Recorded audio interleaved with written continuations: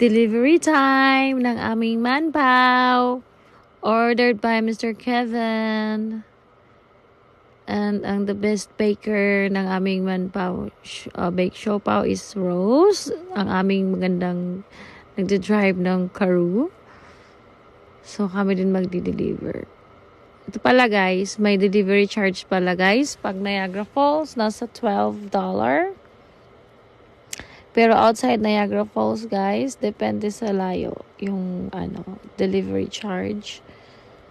Tapos, for now, nag-start lang muna kami sa siopaw ni Rose, sa bake siopaw niya ng 15 pieces for $25.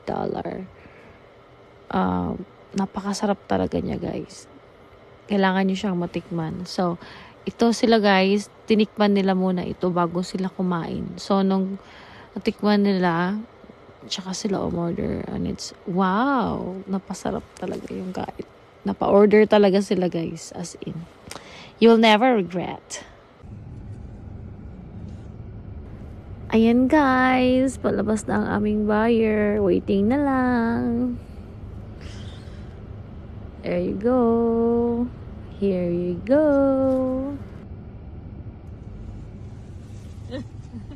Taas mo yung buhok.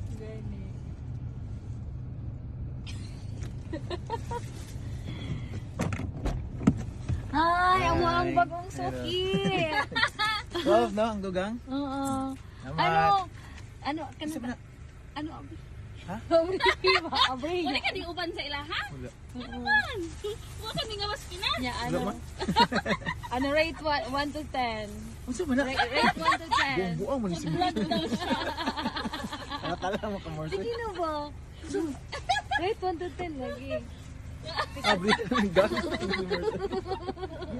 Sige na. Salamat. Okay. Thank you.